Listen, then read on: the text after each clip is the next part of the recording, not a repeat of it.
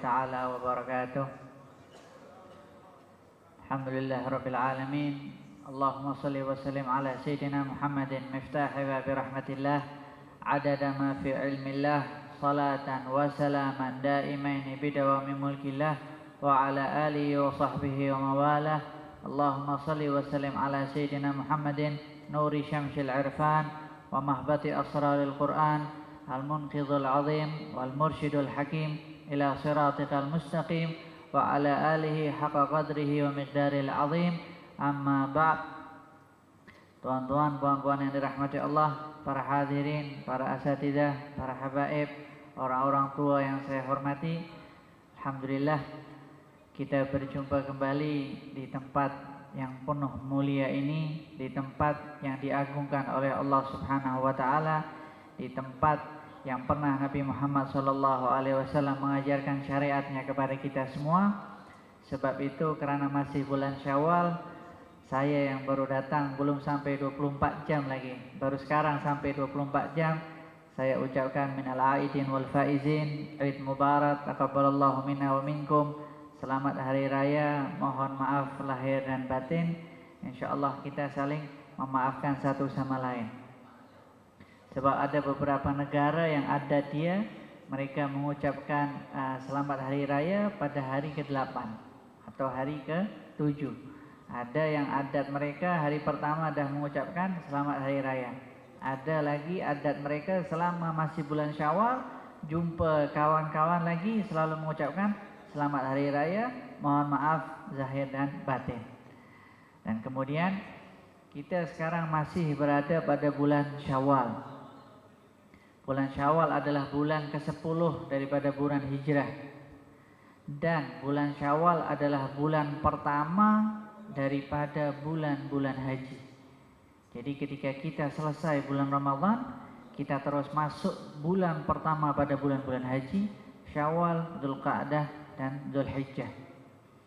Dan kemudian di sini kita selaku umat Nabi Muhammad SAW kena memahami apa maksud daripada bulan yang kita masuki pada bulan ini.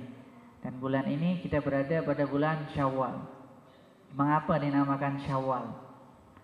Syawal itu dinamakan Syawal karena pada setiap bulan Syawal, unta di semua negara Arab, susu dia semakin sedikit dan sebagian unta dah kering, tak mengeluarkan air susu lagi. Sebab itu dinamakan wushulun naqah. Jadi ketika setiap bulan Syawal, air susu unta tersebut berkurang dan sebagian daripada yang lain dah tak keluar air susu sama sekali. Itu disebut syul atau syulul qamar atau wushulun naqah, keringnya susu unta. Dan itu disebut nama bulan Syawal. Sebab setiap bulan Syawal akan terjadi perkara seperti itu. Tapi sekarang kita tak ada unta, tak boleh nak cek betul ke tak. Kalau nak tahu, kita tengok nanti pergi haji. Insya Allah semua yang hadir di sini berangkat haji nanti bisa dicek semuanya tentang unta. Air susu tersebut berkurang, bahkan sebagian tak ada lagi. Sebab itulah harga susu unta pada bulan Syawal naik. Bukan kerana orang beli ramai pada hari raya, tak, sebab memang berkurang. Itulah sejarah bulan Syawal, bulan ke-10 dan awal bulan haji. Dan kemudian setiap bulan Syawal kita dianjurkan saling memaafkan satu sama lain. Dan kemudian lagi selepas kita diberikan oleh Allah Subhanahu wa taala Idul Fitr, hari raya Idul Fitri, dan kemudian Allah juga akan berikan kepada kita Idul Adha. Apa persamaan antara Idul Fitri dan Idul Adha? Di sini yang kita kena memahami mengapa jarak antara Idul Fitri dengan Idul Adha itu dekat. Yang pertama, persamaannya adalah ketika kita memasuki hari raya, baik itu hari raya Idul Fitri atau Idul Adha, kita akan bersih secara zahir dan batin. Macam mana bersih secara zahir dan batin? Kalau pada bulan Ramadan kita berpuasa, Nabi Muhammad SAW mengamini doanya malaikat Jibril, wailul liman adraka Ramadan walam yughfar lah. Celakalah bagi sesiapa yang selepas bulan Ramadan tapi dia tak mendapatkan ampunan daripada Allah Subhanahu wa taala. Berarti dia dah celaka, sebab Nabi Muhammad SAW telah mengamini doa tersebut. Nabi Muhammad setiap doa pasti dikabulkan oleh Allah, apalagi ketika Nabi Muhammad mengamini doa orang lain. Dan ketika itu yang berdoa adalah malaikat Jibril. Itu secara batin. Kemudian secara zahirnya, apa yang kita dapatkan secara zahir kebersihan tersebut? Ketika kita berpuasa 30 hari pada bulan Ramadan, Nabi Muhammad SAW bersabda, "Man shoma Ramadhana tsumma atba'ahu sittan min Syawal faka'annama shamat dahr." Barang siapa yang berpuasa 30 hari pada bulan Ramadan, kemudian diikuti 6 hari pada bulan Syawal, maka seakan-akan dia puasa 1 tahun penuh. Apa kena-mengena Nabi Muhammad SAW mengatakan puasa ditambah lagi diikuti 6 hari pada bulan Syawal dengan bersihnya zahir kita? Salah seorang ilmuwan muslim, nama dia Dr. Zaghlul An-Najjar, beliau menemukan bahwa setiap seorang berpuasa selama 1 hari, sel darah putih dia, leukosit, sel darah putih itu dia punya fungsi dia melindungi tubuh daripada penyakit yang berjangkit. Setiap orang sehari berpuasa, maka sel darah putih dia, leukosit dia berkembang, menguat, dapat mencegah penyakit yang berjangkit daripada manusia selama 10 hari. Jadi kekuatan sel darah putih itu bertambah 10 kali ganda. 1 hari berpuasa, dia dapat kekuatan 10 hari sel darah putih untuk menguatkan, memberikan antibodi pada manusia agar tidak mudah berjangkit penyakit yang menular atau penyakit yang berjangkit. Dan kemudian ketika kita berpuasa selama 30 hari, full kita berpuasa 30 hari, berarti kalau hitungan sel darah putih, kita dah mendapatkan 300 hari. So, 30 darab 10 menjadi 300. Dan kemudian setelah itu Nabi Muhammad SAW bersabda, kemudian diikuti 6 hari pada bulan Syawal. 6 hari kita berpuasa, berarti sel darah putih kita bertambah 60 hari. Hitung 60 hari, mungkin beberapa tahun ada 365 hari. Berarti kalau kita berpuasa betul-betul sesuai dengan cara Nabi Muhammad SAW, selama 1 tahun kita tak mungkin akan sakit atau terjangkit penyakit lainnya. Sebab itu adalah sabda Nabi Muhammad SAW yang mana setiap beliau mau nyuruh kita untuk melakukan suatu ibadah pasti ada hikmahnya. Sebab itulah di negara Jerman ada beberapa orang non-muslim mengobati pasien dia dengan cara berpuasa. Yang diobati adalah semua askar dulu yang pernah perang, yang dia punya penyakit tak sembuh-sembuh, dia ikut cara orang muslim. Sebab Nabi Muhammad SAW bersabda, "Sumu tasihu," puasalah pasti kalian akan sehat. Orang non-muslim praktik, dia buka tempat kedokteran dia dengan cara berpuasa. Penyakit yang kedokteran manapun tak boleh nak sembuhkan, datang dekat tempat dia, sembuh. Tapi puasa dia 40 hari. Dia ada cara dia. Tapi cara dia berpuasa.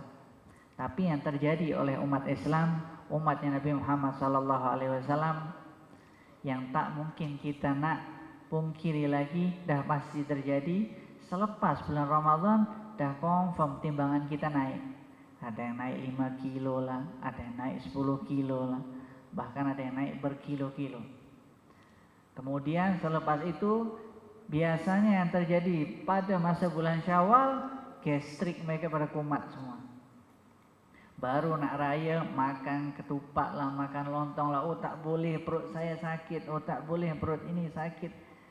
Jadi kita merasa bahwasanya selesai bulan Ramadan penyakit datang balik. Bukan. Cara seperti itulah yang diajarkan oleh orang-orang Yahudi dan Nasrani. Setiap ibadahnya orang Islam ada perkara yang negatif karena disebarkan, di-share semuanya. Berpuasa 30 hari bulan Ramadan, setiap nanti hari raya gastrik kumat, sakit nambah, gula naik, kolesterol tinggi, macam-macam. Tapi orang Yahudi atau orang non-Muslim yang dekat Jerman sana mengobati pasien mereka dengan cara kita. Tapi kita justru menyakiti badan kita dengan cara pengobatan yang sepatutnya kita menjadi sehat. Nabi Muhammad SAW telah menyebutkan, berarti seakan-akan kita berpuasa selama 1 tahun, 1 tahun diampuni oleh Allah Subhanahu Wa Taala, dan 1 tahun badan kita sehat, bersih daripada penyakit. Itu adalah persamaan antara Idul Fitri dan kemudian Idul Adha. Mengapa tak lama lagi kita akan menyambut Idul Adha? Sebab di akhir Idul Adha, selepas kita mendapatkan hari raya Idul Adha, Nabi Muhammad SAW bersabda, barang siapa yang pergi haji dan hajinya mabrur, maka dia seakan-akan lahir kembali daripada rahim ibunya, bersih, tak ada dosa sama sekali. Dan kemudian itu secara batin dah diampuni lagi, sama ketika kita bulan Ramadan diampuni oleh Allah Subhanahu Wa Taala. Dan kemudian secara zahir dia, setiap orang yang pulang haji biasanya badan mereka semakin giat, sebab kegiatan haji kalau dilihat daripada ilmu besukan, kegiatan tersebut mampu membuat kemampuan manusia semakin giat dan semakin semangat. Sebab ketika mereka beribadah, ada rohani dekat situ. Berpusing selama 7 kali, ada lagi yang berjalan antara Safa dan Marwah, kemudian berhenti segenap di Padang Arafah, kemudian di Mina, kemudian di Muzdalifah. Semua gerakan tersebut adalah gerakan bersukan, tapi sukannya umat Islam mendapatkan pahala. Jadi persamaan antara hari raya Idul Fitri dengan hari raya Idul Adha, kita sama-sama mendapatkan keuntungan atau faedah zahir dan batin. Sebab itulah dinamakan Id. Dimulai awal kembalinya. Id itu diulangi, di-replay kehidupan kita. Selepas kita selesai pada hari itu, kemudian kita ulangi lagi. Dan kemudian hari raya Idul Fitri dan hari raya Idul Adha, kita bersih secara zahir dan batin. Selepas bulan Dzulhijjah, bulan Dzulhijjah adalah bulan terakhir pada bulan Hijrah, Allah telah ampunkan semua dosa kita dan kita masuk kembali pada awal tahun, pada tahun yang pertama, bulan Muharram. 1 Muharram sudah bersih dosa kita. Kita siap untuk melakukan semua amal kegiatan yang baru lagi, semua pekerjaan yang baru lagi, semua ibadah kita semangat, sholat kita semakin kuat, zakat kita semakin kuat, dan kita juga semakin rindu kepada bulan Ramadan. Sebab itulah para ulama selalu menyiapkan bulan Ramadan dari awal tahun. Karena apa? Karena tahu faedah berpuasa itu macam mana.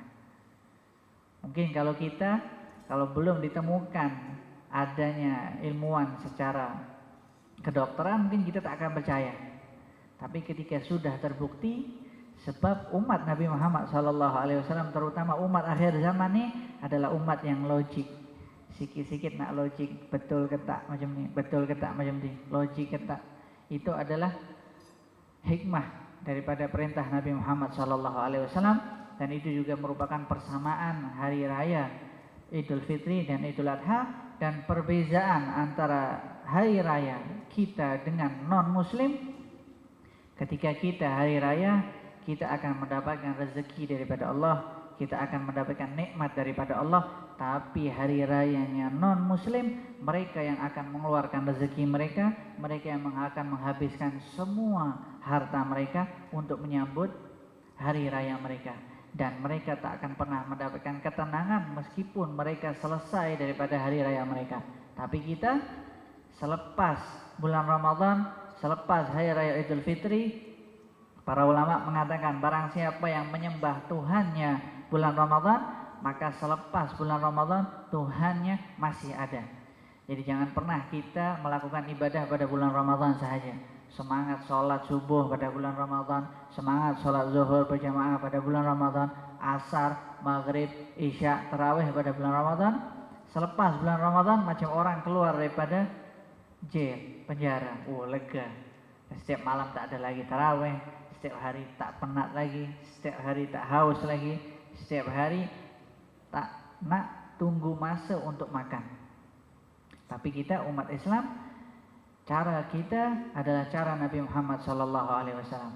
Dan kemudian setiap kita hari raya mungkin kita akan selalu lupa. Para ulama mengatakan apa cara pertama kali yang harus kita lakukan ketika selesai pada bulan Ramadan, pada waktu hari raya, keluar nak sholat tuh, apa ibadah yang paling pertama kali kita lakukan? Para ulama mengatakan ghadul basar, tundukkan pandangan kita. Tak payah tengok kanan, tak payah tengok kiri, tak payah tengok orang ni pakai baju baru, orang ni pakai baju lama, orang ni pakai baju jenama cantik, orang ni tak pakai baju jenama cantik. Setiap hari raya para ulama mengajarkan seperti itu. Mungkin kita dah lepas hari raya Idul Fitri, tapi kita masih ada hari raya satu lagi. Agar kita mendapatkan faedah secara zahir dan batin, itulah hari rayanya umat Islam. Sebab itulah Allah mengatakan walitukabbirullaha ala ma hadakum wa la'allakum tashkurun, dan agar kalian bertakbir, mengagungkan Allah, memuliakan Allah atas hidayah yang telah Allah berikan ke atas kalian. Ditutup ayat tersebut agar kalian bersyukur. Bersyukur apa? Bersyukur sebab Allah telah berikan nikmat yang luar biasa, zahir dan batin. Itu pada bulan Syawal. Dan kemudian tak lama lagi kita dah keluar pada bulan Syawal. Dan di bulan Syawal ini kita kena tahu sejarah bulan Syawal. Pada bulan Syawal ini ada perang Bani Qainuqa. Perang Bani Qainuqa ini adalah perangnya umat Islam dengan orang Yahudi. Bani Qainuqa ini dulu mereka yang menguasai ekonomi di Madinah. Ketika Nabi Muhammad SAW hijrah ke Madinah, ada 4 pertanyaan. Biasanya orang selalu sebut 3 pertanyaan, tapi ada 4 pertanyaan. Pertanyaan yang keempat adalah Nabi Muhammad SAW bertanya kepada umat Islam ketika itu, mana pusat ekonomi kalian? Apa jawaban umat Islam? Ketika itu mereka mengatakan, wahai baginda, kita tak punya pusat ekonomi, kita tak punya pasar. Lepas itu macam mana kalian nak bertransaksi? Macam mana kalian nak berniaga? Macam mana kalian nak jual beli? Kita punya pasar, pasarnya Bani Qainuqa, pasarnya orang Yahudi. Kemudian Nabi Muhammad bertanya, mereka menguasai apa? Dan apa yang menjadikan pasar mereka kuat? Mereka menjawab, orang Muslim, mereka yang berjual emas dan perak. Dan kemudian mereka selalu memberikan hutang kepada umat Islam dengan cara riba. Dan yang ketiga, merekalah yang menguasai jual beli senjata. 3 perkara ini. Dan apa yang terjadi kepada umat kita, umat akhir zaman, sekarang siapa yang menguasai ekonomi kita? Orang mereka.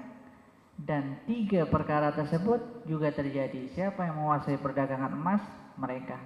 Semua perhiasan, emas, perak. Kemudian cara menghutang secara riba sebanyak-banyaknya. Kita dah berapa kali terkena. Dan kemudian yang ketiga, siapa yang menguasai senjata? Mereka juga. Berarti betul ada ulama yang mengatakan kita ini hidup pada masa zaman jahiliyah, tapi jahiliyah yang modern. Sama. Kalau Nabi Muhammad SAW sekarang datang kepada kita, akan ditanya sama dengan soalan waktu Nabi Muhammad SAW hijrah di Madinah. Kalian ada pusat ekonomi ke tak? Tak ada.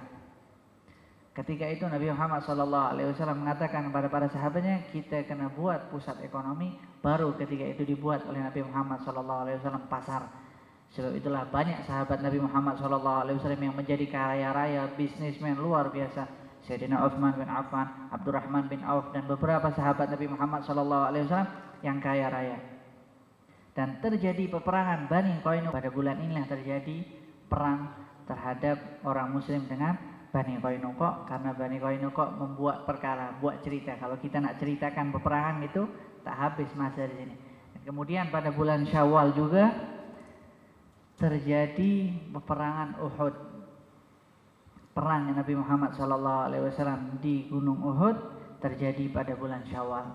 Dan pada bulan Syawal juga Nabi Muhammad SAW mengalami kesedihan yang luar biasa.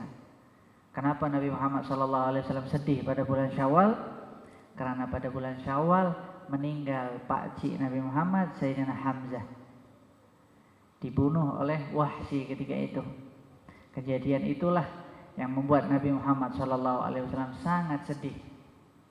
Bahkan kita semua dah tahu cerita tentang terbunuhnya paman Nabi Muhammad SAW, sampai dimakan hatinya paman Nabi Muhammad SAW.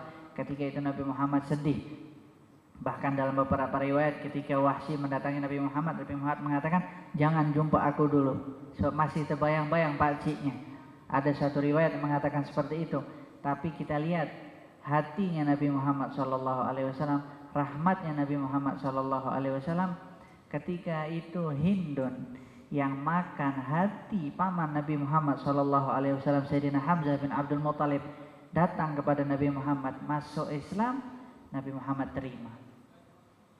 Itu menunjukkan bahwasanya sesedih apapun, sesakit hati apapun kita kepada sesiapapun, kalau dia masuk Islam, dia tundukkan dirinya kepada syariat Nabi Muhammad SAW, kita kena terima. Macam mana Nabi Muhammad SAW, seorang manusia yang paling mulia, yang paling santun, yang paling sabar, pernah merasakan sakit hati yang luar biasa. Bahkan di dalam riwayat Nabi Muhammad tak pernah marah ketika disentuh perkara pribadi dia, tapi ketika itu terjadi sakit hati sebab paman dialah yang bela Nabi Muhammad SAW. Ketika itu datanglah Hindun yang makan hati paman Nabi Muhammad SAW, datang masuk Islam. Nabi Muhammad terima dengan lapang dada, dengan penuh senyum, dan Nabi Muhammad tak pernah ungkit kejadian yang dulu. Itu adalah Nabi kita Nabi Muhammad SAW yang mendapat gelar Ar-Raufur Rahim. Sebab itulah dipuji akhlak Nabi Muhammad SAW. Mungkin kalau kita agak susah untuk melakukan seperti itu, tapi kita berusaha untuk melakukan seperti itu. Sama seperti kita berpuasa, pahalanya Allah Subhanahu wa taala yang tanggung. Setiap ada amal ibadah, semuanya Allah telah sebutkan berapa dapat ibadah tersebut. Ibadah ini pahala dia macam ini, ibadah ini pahala dia macam ini, kecuali berpuasa. Fa innahu li wa ana ajzi bih. Puasa itu untuk aku, kata Allah, dan aku yang akan membalas. Jadi pahala kita ketika kita berpuasa unlimited, tak ada hadnya. Itu berpuasa. Dan ketika kita memaafkan orang lain sama juga. Allah mengatakan di dalam Al-Quran, faman afa wa aslaha fa ajruhu 'ala Allah. Barang siapa yang memaafkan dan mendamaikan orang lain, maka akulah yang akan memberi balasannya. Jadi pahala orang yang memaafkan dan mendamaikan orang lain tak ada had. Sama seperti ibadah kita berpuasa. Dari situlah para ulama mengambil kesimpulan, setiap kita hari raya saling maafan-maafan, sebab Allah Subhanahu wa taala mengatakan di dalam ayatnya, faman afa wa aslaha fa ajruhu 'ala Allah. Dan Nabi Muhammad SAW telah memaafkan orang yang membuat beliau sakit hati sampai beberapa hari tak nak jumpa dengan orang tersebut. Di akhirnya kita umat Nabi Muhammad SAW memiliki panutan Nabi yang sebaik-baik Nabi. Semoga kita diberikan oleh Allah Subhanahu wa taala akhlak seperti akhlak Nabi Muhammad SAW, dan kemudian kita diampuni dosa-dosa kita, dan kemudian kita dijadikan oleh Allah Subhanahu wa taala orang yang selalu memaafkan orang lain, orang yang selalu memaafkan kesalahan orang lain, jadi orang-orang yang selalu menebar kedamaian, jadi orang-orang yang selalu mendamaikan satu sama lain, menjadi orang yang disayangi orang lain dan menyayangi orang lain. Sebab Nabi Muhammad SAW bersabda, rahmatilah orang-orang yang ada di bumi, maka penduduk-penduduk langit akan merahmati kalian. Rabbi fanfa'na bi barakatihim wahdina al-husna bi hurmatihim. Allahumma faghfir lana wa liwalidina wa li auladina wa li masyayikhina wa li ikhwana fid din. Allahumma faqqihna fid din wahdina wa iyyakum ila sawa'is sabil. Allahumma ya man waffaqa ahlal khairil khair wa an'am alaih, wafiqna lil khairi wa aina alaih. Allahumma a'mur sayyidina bi ta'atik wa a'mur qulubana bi mahabbatik وأمر أرواحنا بمشاهدتك اللهم كما أنعمت علينا بالإسلام فزدنا منه وكما أنعمت علينا بالإيمان فزدنا منه وكما أنعمت علينا بالعمر فبارك لنا فيه وصلى الله وسلم على سيدنا محمد وعلى آله وصحبه وسلم والحمد لله رب العالمين.